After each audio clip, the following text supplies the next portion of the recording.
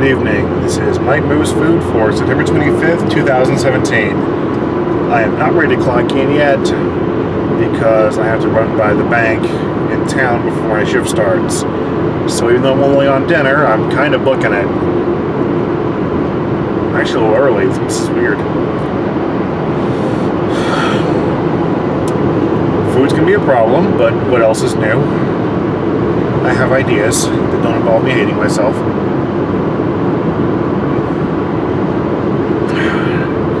I have no idea what it's going to be like today, but I was told there was a game Saturday that was rough, so I'm glad I missed that.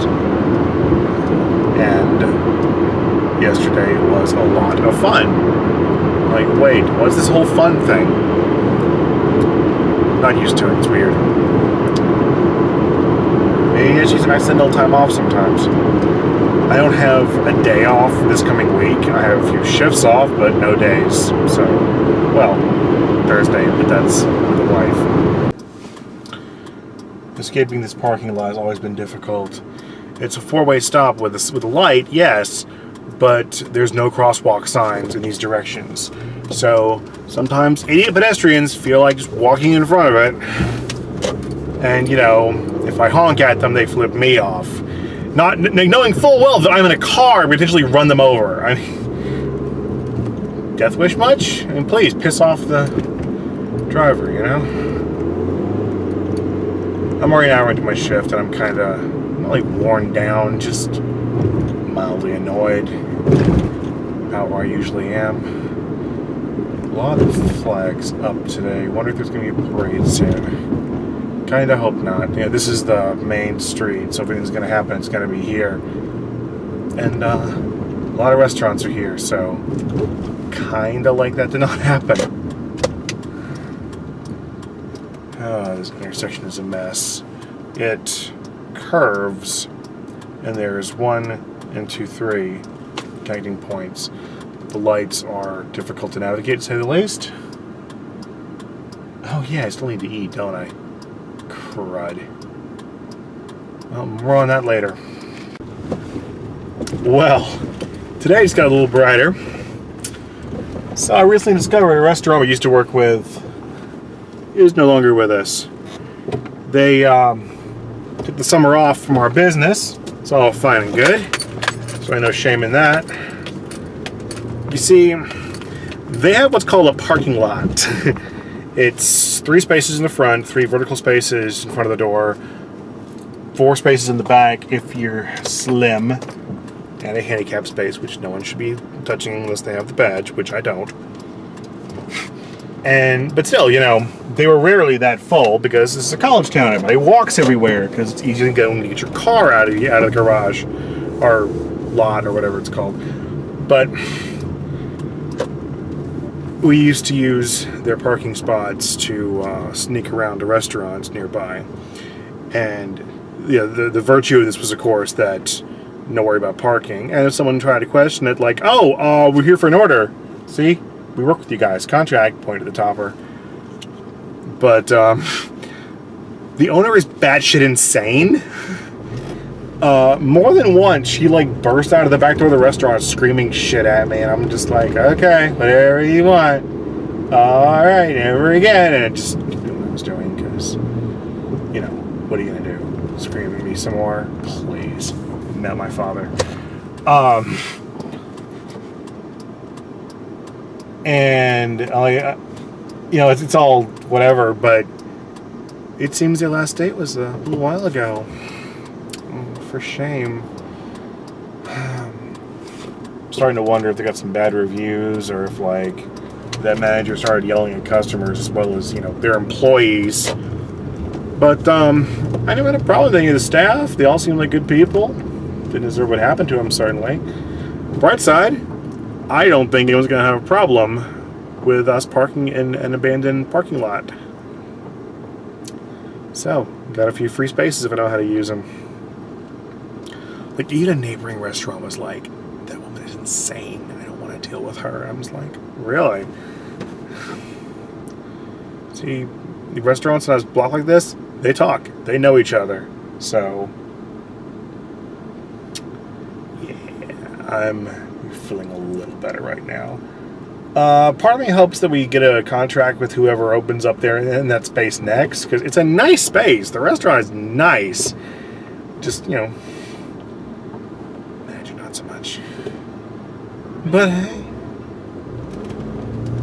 that's business. And in a college town that empties out every summer, you either plan ahead for the summer slowdown or the college students return to find a new spot. To you. Also, I'm in kind of a country mood today because I just got dinner. I hate myself today.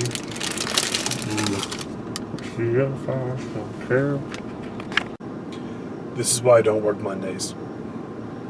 I have been sitting here in the parking lot of the office for 5 or 10 minutes, listening to an audio drama, lean back in the seat, relaxing. I mean, don't get me wrong, it's nice and all. I'd just rather be out making money. Oh well. Enjoy while you can, I guess. So if I haven't talked about it enough, I love audio dramas. I think they're amazing. I think they're a lost form of media. I think BBC Radio is killing it right now.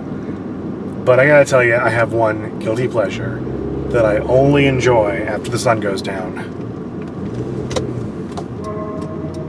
The weed of crime bears bitter fruit. Crime does not pay. The shadow knows. Yes, that's right. I found a bunch of old radio dramas on YouTube of like The Shadow. Old show used to run like 1930s and 40s, I think, like early radio. And I love them. Like, to me, while like Superman Action Comics was defining the bright and shiny superhero who returns library books and saves the day, The Shadow was cultivating this more dark, sinister, anti-hero kind of character that, yes, predates Batman. Look, I'm not going to go into the lecture. I found most of this out from a gentleman on YouTube by the name of Razor Fist, which I will link to in the description. You can tell better than I can. But, like, it's so campy and cheesy, and there's no production value. Like, if they can't make the sound with props they have in the studio, they can't have the sound on the show. That's already no sound effects, just like clunking large objects and rattling chains. And they even have a pipe organ for going between scenes. I mean, how classic can you possibly be? And it's really fun to listen to, especially the ones where Orson Welles is playing Lamont Cranston, because oh my god, like, it's Orson Welles. I would go as far as to say like a staple for voice acting and actors. Like the fact that a lot of his recordings of The Shadow were done without rehearsal, and you've probably heard of War of the Worlds, the radio performance in which he made people believe that aliens were invading the Earth. It's a testament to like how good he actually was as a voice actor.